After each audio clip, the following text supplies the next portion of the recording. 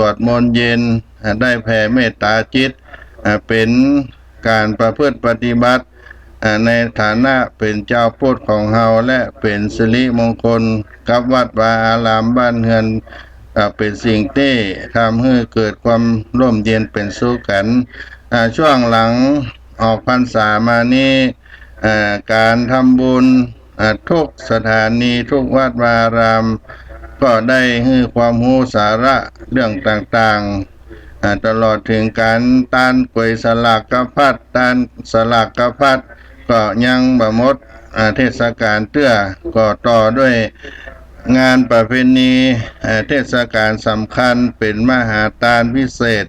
1 เดือนหลังจากออกพรรษาก็คือบุญทอดผ้ากฐินนาตาลหลายวัดหลายว่าก็ได้ทอดผ้ากฐินได้ทำบุญไปบางวัดก็ยังบ่ได้ทำกำลังเตรียมกันก็มีจนไปถึงเดือนยี่เพ็งซึ่งก็เป็นประเพณีการทำบุญกฐินนาตาลหลังจากที่ได้ออกพรรษามานี้ได้มีใจศรัทธาร่วมเป็นเจ้าภาพก็ดีได้หอมบุญก็ดีก็เป็นกฐินนาตาลที่ได้ทำกันทอดผ้ากฐินทำบุญในวัดวาอารามต่างๆการทานผ้ากฐินก็เป็นบุญที่ได้ทำสืบกันมาเป็นอานิสงส์ที่ให้คนได้ทอดผ้ากฐินนั้นเกิดความสมานสามัคคีในระหว่างพุทธบริษัทเป็นการสั่งสมบุญเป็นกุศลเอาไว้ในภายภาคหน้าได้ชื่อว่าเป็นผู้ที่ได้สืบทอดอายุพระพุทธศาสนาเป็นมหากุศลนั้นยิ่งใหญ่และพร้อมกันนั้นก็ได้สงเคราะห์พระสงฆ์ตามพระวินัยซึ่งเป็นพระบรมพุทธานุญาตเป็นการรักษาประเพณีที่ดีงามได้สืบกันไปเป็นการบูชาพุทธโอวาทของพระบรมศาสดาองค์พระสัมมาสัมพุทธเจ้าทำให้ตนนั้นเป็นประโยชน์ได้สละทรัพย์สินเงินทองให้เกิดประโยชน์ต่อพระพุทธศาสนาเป็นการสร้างเส้นทางมรรคาเข้าไปสู่สวรรค์นิพพานให้แก่ตนเองเป็นกุศลที่ใหญ่หลวงผู้จะปรารถนาความสำเร็จใดๆในภพชาติใหม่ก็จะให้สำเร็จได้ดังมโนรสตามความปรารถนาหรือถ้าจะปรารถนาเป็นพุทธภูมิก็ดีปัจเจกภูมิก็ดีสาวกภูมิก็ดีสาวิกาภูมิก็ดีก็มีเมื่อมีวาสนาบริวารแก่กล้าก็จะได้สำเร็จตามปณิธานด้วยอานิสงส์ของการที่ได้ทอดผ้ากฐินนาตาลในหลังเทศกาลการเข้าพรรษาออกพรรษาออกมาสำหรับส่วนที่วัดสลีโสดาพระอารามหลวงในปีนี้ตั้งแต่ได้เป็นวัดศรีโสดาที่ท่านครูบาเจ้าศรีวิจัยได้มาสร้างต่างขึ้นดอยสุเทพในปีพุทธศักราช 2477 ในช่วงเวลาที่ได้เริ่มปฐมฤกษ์จอบแรกตั้งแต่วันที่ 9 พฤศจิกายน 2477 เป็นต้นมาก็ได้ลงวางฐานการสร้างต่างขึ้นวัดพระบรมธาตุเจ้าดอยสุเทพในช่วงระยะนั้นก็ได้สร้างวัดสลีโสดาพระอารามหลวงขึ้นมาเพื่อไว้เป็นการบูชาในพระพุทธศาสนาที่ต้นต่างขึ้นวัดพระธาตุเจ้าดอยสุเทพตั้งแต่อนุสาวรีย์ท่านครูบาเจ้าศรีวิจัยอันเป็นสถานที่ปฐมการลงจอบแรกที่ท่านครูบาเจ้าศรีวิจัยได้มานั่งนักอยู่เป็นประธานได้ใจพื้นที่ของวัดสลีโสดาพระอารามหลวงแห่งนี้เป็นกองอำนวยการต้อนรับมหาชนที่มาสร้างต่างขึ้นดอยสุเทพ ได้มาถวายอุปกรณ์การขุดดินการใช้จอบใช้อีปิกใช้มีดใช้มุยต่างๆที่จะได้เป็นอุปกรณ์ในการสร้างทางขึ้นดอยสุเทพและได้เป็นที่ต้อนรับมหาชนได้มาทานข้าวสารอาหารแห้งเพื่อจะได้นำไปแจกจ่ายแก่มหาชนที่ได้มาร่วมการสร้างทางขึ้นดอยสุเทพพร้อมกันนั้นก็ได้สร้างวัดระหว่างอนุสาวรีย์ครูบาเจ้าศรีวิจัยอันเป็นสถานที่เริ่มแรกการสร้างทางขึ้นไปแห่ง3 วัดก็คือวัดสลีโสดาพระอารามหลวงปัจจุบันนี้เป็นวัดโสดาบันเป็นกอง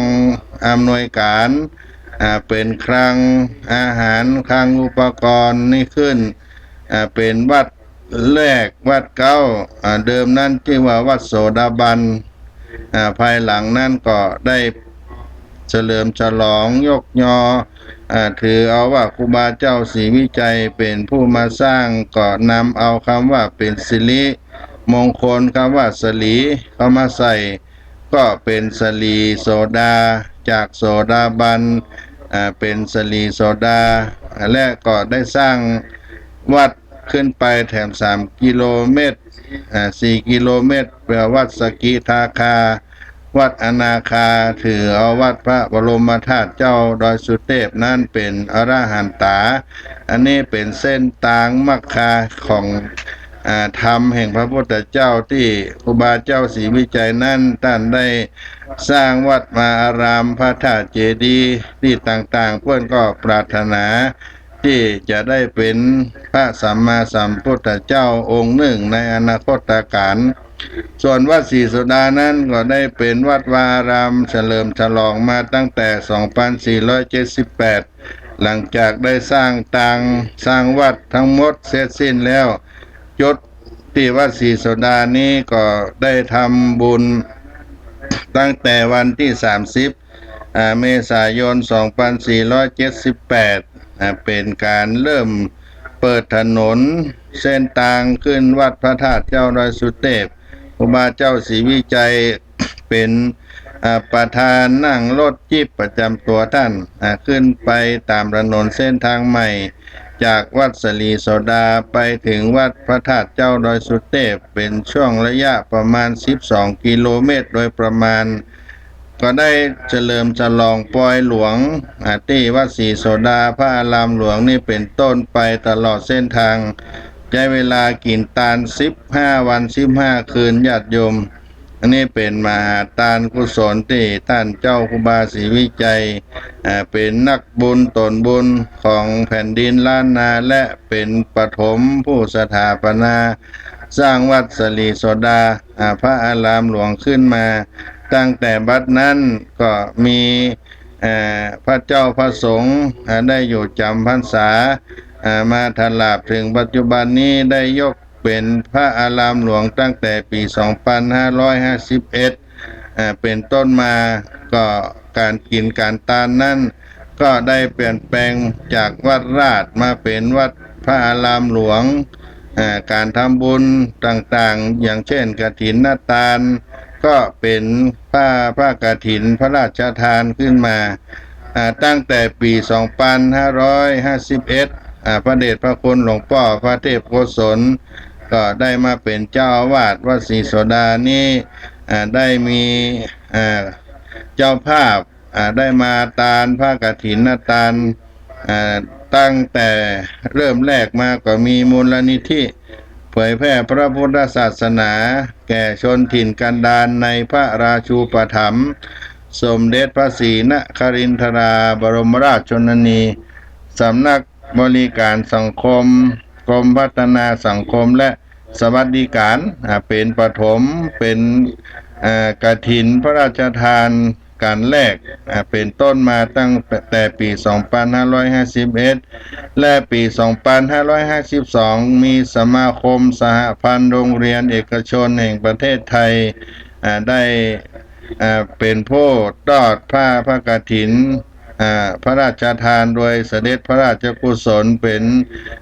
คณะที่สองคณะที่สามก็คือท่านนายแพทย์วิชนาถเพชรบุตรคณะที่สี่กรมพัฒนาสังคมและสวัสดิการคณะที่ห้าบริษัทสยามเอสมินิสเททีฟแมเนจเมนต์จำกัดคณะที่หกก็มหาวิทยาลัยศรีนครินทรวิโรธคณะที่เจ็ดปี2557การทางพิเศษแห่งประเทศไทยปี2558วัดเบญจมบพิตรดุสิตวนารามกรุงเทพมหานครและปี2559คุณท่าชัยรัตนชาตาปีพุทธศักราช2560ก็มีคณะคุณท่าชัยรัตนชาตาพุทธศักราช2561กรมกิจการเด็กและเยาวชนปีพุทธศักราช2562มหาวิทยาลัยรามคำแหงและปีนี้ปัจจุบันพุทธศักราช2563เภสัชกรหญิงปิยนุชเพชรบุตรซึ่งได้เป็นภรรยาของคุณหมอวิชนาถเพชรบุตรเพิ่นได้นำกฐินทานโดยเสด็จพระราชกุศลนั้นมาตั้งแต่ปี2553มาถึงปีนี้ก็ได้มาเป็นเจ้าภาพรวม10ปีก็มาเป็นเจ้าภาพอีกครั้งหนึ่งก็เป็นที่น่าอนุโมทนากับครอบครัวของคุณหมอวิชนาถเพชรบุตรและเภสัชกรหญิงปิยนุชเพชรบุตรเป็นศรัทธาอุปถัมภ์วัดศรีโสดามาร่วม10กว่าปีและคุณหมอวิชนาถเพชรบุตรท่านก็ได้มาบรรพชาอุปสมบทเป็นลูกศิษย์วัดศรีโสดาโดยพระเดชพระคุณหลวงพ่อพระเทพโกศลเป็นพระอุปัชฌาย์ได้จำพรรษาเมื่อปี2553ก็ได้อยู่ที่วัดศรีโสดานี่1พรรษาหลังออกพรรษาแล้วก็ได้ลาสิกขาได้นำคณะ มาเป็นองค์พระกฐินพระราชทานปี2553ลวดเลยล่วงเวลามาปีนี้คุณหมอวิชนาถเพชรบุตรได้ถึงมรณกรรมไปก็มีเภสัชกรหญิงปิยนุชเพชรบุตรและครอบครัวก็ได้นึกถึงวัดศรีโสดาพระอารามหลวงก็ได้นำผ้าเข้ากฐินพระราชทานมาถวายกับพระสงฆ์ที่จำพรรษาอยู่ที่วัดศรีโสดาพระอารามหลวงในปีนี้ก็มีกำหนดการในวันที่8ตุลาคมพุทธศักราช2563เวลา 17 นาฬิกาก็จะได้วันที่9ตุลาคมพุทธศักราช2563เป็นวันสมโภชองค์พระกฐินพระราชทานซึ่งก็มีท่านเภสัชกรหญิงปิยนุชเพชรบุตรได้เป็นเจ้าภาพเก้าได้นำคณะผู้มาร่วมจะได้สมโภชองค์พระกฐินพระราชทานในวันที่9ตุลาคมพุทธศักราช2563เวลา 13 นาฬิกาจะได้แต่งองค์พระกฐินพระราชทานณพระอุโบสถวัดศรีโสดาพระอารามหลวงเวลา 17 นาฬิกาพิธีสมโภชพระกฐินพระราชทานโดยเภสัชกรหญิงปิยนุชเพชรบุตรได้เป็น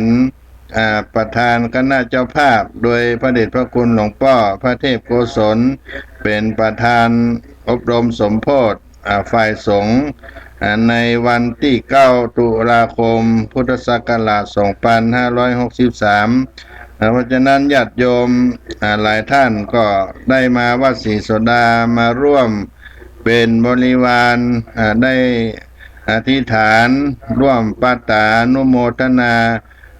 ผ้าพระกฐินพระราชทานร่วมกันเป็นปีที่13ของวัดศรีโสดาที่ได้รับผ้าพระกฐินพระราชทานส่วนกำหนดการในการถวายผ้าพระกฐินพระราชทานนั้นวันเสาร์ที่10ตุลาคม2563ซึ่งเป็นวันถวายผ้าพระกฐินพระราชทานณพระอุโบสถวัดศรีโสดาพระอารามหลวงประมาณเวลา9 นาฬิกาก็จะได้ตั้งขบวนแห่พระกฐินพระราชทานแห่องค์พระกฐินพระราชทานที่อนุสาวรีย์ครูบาเจ้าศรีวิจัยขึ้นมารอบพระอุโบสถ3 รอบอัญเชิญพระกฐินพระราชทานขึ้นตั้งที่โต๊ะหมู่ประดิษฐานพระบรมฉายาลักษณ์แล้วก็เข้าพักที่รับรองของคณะเจ้าภาพได้เวลา9 นาฬิกา30 นาทีก็จะได้เริ่มประกอบพิธีถวายผ้าพระกฐินพระราชทานณวัดศรีโสดาพระอารามหลวงก็ขอบอกบุญกุศลกับบรรดาพ่อแม่พี่น้องศรัทธาสาธุชนพุทธบริษัททั้งหลายได้มีโอกาสมาร่วมบุญกับวัดศรีโสดาพระอารามหลวงก็น้อมเชิญท่านสาธุชนนักบุญผู้ใจบุญทั้งหลายมาร่วมอนุโมทนาและร่วมบุญกันได้เนอวันที่10 ตุลาคมพุทธศักราช2563ที่ได้มีพิธีถวายผ้ากฐินพระราชทานและในวันนั้นก็จะมีการมอบทุนการศึกษาแก่พระภิกษุสามเณรและก็ผู้ที่มีคุณงามความดีที่ได้อุปถัมภ์วัดวาอารามวัดศรีโสดาพระอารามหลวงและก็จะมีการถวายพระทหารเพลตั้งโรงทานต้อนรับสาธุชนตั้งหลายที่ได้มาร่วมงานถวายผ้าพระกฐินพระราชทานการเนื้อตาลผ้าพระกฐินพระราชทานในครอบครัวของเพชรบุตรนั้นซึ่งตั้งแต่นายแพทย์วิชนาถเพชรบุตรเปิ้นได้มาอุปสมบทมาอยู่ที่วัดศรีโสดาเปิ้นก็ได้อุปถัมภ์มาโดยตลอดถึงงานของคณะพระธรรมจาริกที่ได้อุปถัมภ์มาท่านนายแพทย์วิชนาถเพชรบุตรนั้นท่านเป็นคนที่ห่มกินห่มตาลได้มาอุปถัมภ์วัดศรีโสดาพระอารามหลวงนี้โดยตลอดก็ขอถือโอกาสได้นำเอาประวัติของท่านได้ให้ญาติโยมได้ฟังสักเล็กสักน้อยว่าท่านนายแพทย์วิชนาถเพชรบุตรนั้นได้เกิดเมื่อวันที่12 พฤษภาคม 2483เป็นบุตรคนที่3ของคุณพ่อเติมและคุณแม่ทองปลายเพชรบุตรจบการศึกษาในขั้นพื้นฐานโรงเรียนอำนวยศิลป์ธนบุรีธนบุรีจบการศึกษาระดับปริญญาเภสัชศาสตร์บัณฑิตและแพทยศาสตร์บัณฑิตผ่านการศึกษาชั้นสูงทางโรคผิวหนังจากประเทศอังกฤษและปฏิบัติทางการแพทย์ทั้งจากยุโรปอเมริกาเป็นผู้บรรยายวิชาโรคผิวหนังให้แก่สถานศึกษาหลายแห่งรับราชการตำแหน่งสูงสุดในระดับผู้อำนวยการท่านนายแพทย์วิชนาถเพชรบุตรได้ประสบความสำเร็จทั้งชีวิตการศึกษาการทำงานการสังคมครอบครัวได้รับเลือกเป็นนายกสมาคมและประธานองค์การสาธารณกุศลหลายแห่งเป็นผู้มีอุปนิสัยที่ดีมีเมตตาอ่อนน้อมถ่อมตนเป็นที่ฮักนับถือของเพื่อนฝูงญาติมิตรทุกคนที่ได้รู้จักได้สนทนาปราศัยด้วยเป็นผู้สูงส่งด้วยคุณธรรมเสริมค้ำจุนมั่นคงของพระพุทธศาสนาได้บริจาคเงินสร้างโบสถ์วิหารกุฏิสงฆ์ห้องสมุดอาคารเรียนและสร้างถาวรวัตถุ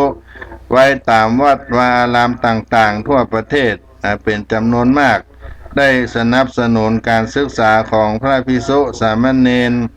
และส่งเสริมบทบาทของพระภิกษุสงฆ์ในการช่วยเหลือดูแลเจ้าบ้านให้ปราศจากโรคมีสุขภาพดีทั้งกายและใจตามคำสั่งสอนของพระพุทธเจ้าโดยได้นำการใช้สมุนไพรพลังใจเป็นหลักด้วยคุณธรรมความดีของนายแพทย์วิชนาถเพชรบุตรที่ได้รับคุณประโยชน์ต่อพระพุทธศาสนามีประวัติผลงานเป็นที่ยอมรับปรากฏดีเด่นต่อสังคมติดต่อกันเป็นเวลานานเป็นผู้ที่ได้ถึงพร้อมด้วยคุณธรรมมีความประพฤติที่ดีเป็นที่ยอมรับศรัทธาเลื่อมใสแก่คนทั้งหลายที่อยู่ใกล้ชิดและบุคคลที่รู้จักโดยเป็นผู้ที่มีเมตตาธรรมในปี 2550 ทางราชการได้คัดเลือกให้ได้รับรางวัลเสมาธรรมจักรพร้อมประกาศเกียรติยศจากสมเด็จพระเทพรัตนราชสุดาสยามบรมราชกุมารี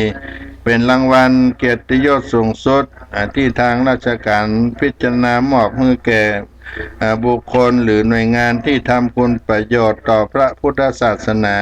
บุคคลที่ได้รับคัดเลือกจะมีสิทธิ์ได้รับพระราชทานรางวัลเกียรติยศนี้เพียงครั้งเดียวเพราะว่าสูงสุดในชีวิตแล้วโดยเหตุที่มีใจส่งเสริมพระพุทธศาสนามีความรู้ด้านเสริมสุขภาพอนามัยมีความรู้ด้านประโยชน์และโทษของสมุนไพรรวมทั้งเป็นผู้มีความประพฤติเสียสละเข้าได้กับพระภิกษุสงฆ์ข้าราชการประชาชนทั่วไปกรมการศาสนาสำนักงานพระพุทธศาสนาแห่งชาติจึงขอให้มาปฏิบัติหน้าที่ควบคุมโครงการสมุนไพรสาธารณสุขในวัดซึ่งนายแพทย์วิชนาถเพชรบุตรได้ปฏิบัติได้ดีจนเป็นที่ยกย่องของวัดของพระสงฆ์ทั่วประเทศไทยอันนี้เป็นสามีเป็นผู้ได้เริ่มแรกของการตานผ้ากฐินพระราชทานของวัดศรีโสดาในครอบครัวของเพชรบุตรแล้วในปีนี้ท่านเภสัชกรหญิงปิยนุชเพชรบุตรก็ได้สืบสารปณิธานของท่านนายแพทย์วิชนาถเพชรบุตรก็ได้นำคณะมาเป็นผู้รับผ้ากฐินพระราชทานมาถวายซึ่งเภสัชกรหญิงปิยนุชเพชรบุตรนั้นเพื่อนก็เป็นผู้ที่มีอายุอาวุโสพอสมควรท่านเกิดเมื่อวันที่9 มกราคม 2489 จากโรงเรียนเซนต์แอนโทนีจังหวัดฉะเชิงเทราโรงเรียนเซนต์โยเซฟคอนเวนต์ถนนสาทรจังหวัดกรุงเทพมหานครและได้จบเภสัชกรศาสตร์บัณฑิตนี่ก็ได้จบปริญญาโทจากมหาวิทยาลัยมหาจุฬาลงกรณราชวิทยาลัยคณะครุศาสตร์และปัจจุบันนี้เป็นกรรมการผู้จัดการบริษัทสยามยูทิลิตี้จำกัดผู้จัดการเภสัชกรประจำสถานรักษาสิวฝ้าและผิวพรรณเป็นวิทยากรสมุนไพรในวัดของสำนักงานพุทธมณฑลตั้งแต่ปี 2445 จนถึง 2459 และก็เป็นกรรมการผู้จัดการบริษัทอานูเซ่คอสมิกจำกัดและเป็นประธานกรรมการมูลนิธินายแพทย์วิชนาถและเป็นเภสัชกรหญิงที่ได้นำเอาองค์ผ้ากฐินพระราชทานมาปัจจุบันท่านได้อยู่ที่หมู่บ้านสินวงศ์ถนนสรณคมแขวงศรีการเขตดอนเมืองกรุงเทพมหานครนี่ก็ได้นำเอาที่มาที่ไปของท่านทั้งสองนี้ได้มาให้กับพ่อแม่พี่น้องได้ฟังได้ทราบว่าเพื่อนได้มีความอุปถัมภ์ต่อวัดศรีโสดาพระอารามหลวงตั้งแต่ท่านนายแพทย์วิชนาถเพชรบุตรได้ยังมีชีวิตอยู่และก็ ได้มาอุปถัมภ์ได้มาค้ำชูงานของพระธรรมจาริกซึ่งส่งเสริมการศึกษาของเยาวชนการพัฒนางานการเผยแผ่งานพระพุทธศาสนาแก่พี่น้องเจ้าเขาในโครงการพระธรรมจาริกและได้สร้างพระพุทธรูปไว้ตามอาสมพระธรรมจาริกต่างๆได้บรรพชาอุปสมบทสามเณรพระภิกษุชาวเขาได้ทรงเข้าเรียนการศึกษาในพระพุทธศาสนาได้รับพระมหากรุณาธิคุณพระราชทานพระกฐินพระราชทานในวัดศรีโสดาพระอารามหลวงตั้งแต่ปี 2553 และปัจจุบันนี้ปีพุทธศักราช 2563 วัดศรีโสดาพระอารามหลวงก็ได้อนุโมทนาและก็ได้บอกยังคุณงามความดีกับพ่อแม่พี่น้องศรัทธาที่วัดศรีโสดาได้รับความอุปถัมภ์ต่อท่านทั้งสองนี้ตัวพระภิกษุผู้ที่ได้ทำคุณงามความดีในพระพุทธศาสนาท่านทั้งสองท่านนายแพทย์วิชนาถเพชรบุตรท่านเภสัชกรหญิงวิยนุชเพชรบุตรก็มีความประสงค์ถวายโลกเกียรติคุณในธรรมะห่มดอยแก่พระสงฆ์ที่ได้ทุ่มเทเสียสละอุทิศเผยแผ่งานพระพุทธศาสนาพัฒนาสังคมได้สอนธรรมะในการปฏิบัติธรรมให้แก่พี่น้องราษฎรบนบุญที่สงฆ์และก็ได้เป็นแบบอย่างของบุคคลทั่วไปได้เข้ากราบเรียนพระเดชพระคุณหลวงพ่อพระเทพโกศลซึ่งเป็นผู้อำนวยการสำนักงานพระธรรมจาริกส่วนภูมิภาคเจ้าวาดวัดศรีโสดาได้ถวายเป็นกำลังใจสนับสนุนงานการเผยแผ่งานพระพุทธศาสนาแก่ชาวเขาได้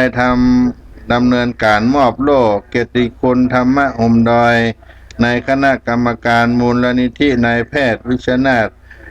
และเภสัชกรหญิงปิยนุชเพชรบุตรก็ได้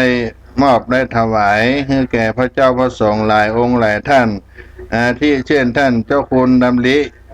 พระพิสารประชานุกูลวัดพระธรรมจาริกบ้านแม่สลิดหลวงจังหวัดตากเป็นผลงานนิเด่นในด้านถนนพุทธวิถีพระด็อกเตอร์ฐานีทิตาวิริโยพุทธศักราช 2560 เจ้าอาวาสสถานปฏิบัติธรรมปลีกวิเวกอำเภอเวียงแหงจังหวัดเชียงใหม่ในผลงานสถานปฏิบัติธรรมปลีกวิเวกอำเภอเวียงแหงจังหวัดเชียงใหม่ท่านพระด็อกเตอร์อรุณเมธีพุทธิพัทโทพุทธศักราช 2560 ได้มีผลงานในการพูดงธรรมะห่มดอยพระมหาเนติวุฒิโทในผลงานของศูนย์ภาวนามอโกโพคีอำเภอท่าสองยางจังหวัดตากพระครูไมดีกาภูวนาถธรรมานันโทวัดพระธรรมจาริกเขกน้อยในผลงานศูนย์ช่วยเหลือผู้ด้อยโอกาสวัดพระธรรมจาริกเขกน้อยและนางนัทธารดีหวดเจริญในผลงานบุคคลต้นแบบดีเด่นคนดีสี่แผ่นดินจังหวัดเชียงใหม่เมื่อปี 2560 ก็ได้นำเอาคุณงามความดีเหล่านี้เป็นการถวายให้กำลังใจทั้งฝ่ายพระสงฆ์ทั้งฆราวาสที่ได้สร้างคุณงามความดีต่อพระพุทธศาสนาวัดศรีโสดาพระอารามหลวงก็ขออนุโมทนากับคณะทุกท่านที่ได้มาเป็นเจ้าภาพในปีนี้โดยและก็พระเดชพระคุณหลวงพ่อพระเทพโกศลนั้นท่านก็ได้มีการดำเนินงานช่วงนี้ก็ได้เตรียมงานที่ได้จัดถวายผ้ากฐินพระราชทานซึ่งพระบาทสมเด็จพระวชิรเกล้าเจ้าอยู่หัวทรงพระกรุณาโปรดเกล้าพระราชทานผ้ากฐินให้เภสัชกรหญิงปิยนุชเพชรบุตรตามที่ขอพระราชทานเพื่อน้อม ไปถวายพระสงฆ์จำพรรษาต้นไทรมาสในวัดศรีโสดาพระอารามหลวงตำบลสุเทพอำเภอเมืองจังหวัดเชียงใหม่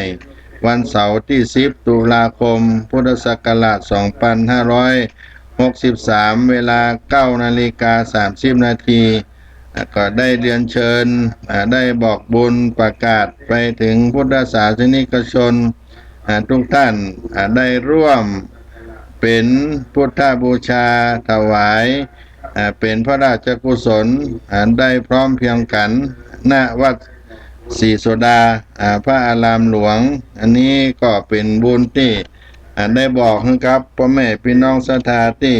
พระบาทสมเด็จพระวชิรเกล้าเจ้าอยู่หัวได้ทรงพระกรุณาโปรดเกล้าพระราชทานผ้าพระกฐินได้มาน้อมถวายณวัดศรีโสดาโดยให้เภสัชกรหญิงปิยนุชเพชรบุตรได้นำมาวัดศรีโสดาก็จะได้จัดผ้ากฐินพระราชทานในวันที่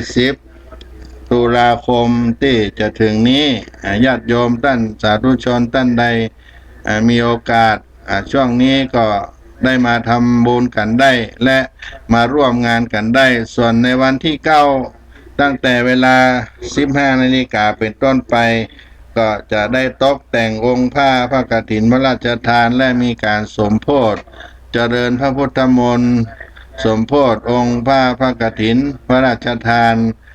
ได้มาร่วมบุญกันได้2 วันที่9ในช่วงบ่ายค่ำเวลา3 โมงเป็นต้นไปและวันที่10ตุลาคมเป็นวันบุญใหญ่มหาทานกฐินพระราชทานได้มาร่วมบุญร่วมอานิสงส์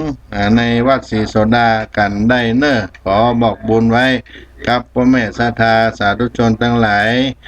ไว้ณโอกาสนี้ตัวช่วงนี้ก็ให้ญาติโยมได้รับธรรมคีตะเสียงธรรมจากรายการเสียงธรรมพระธรรมจาริกเป็นการพักสักกรรมก่อนเนาะ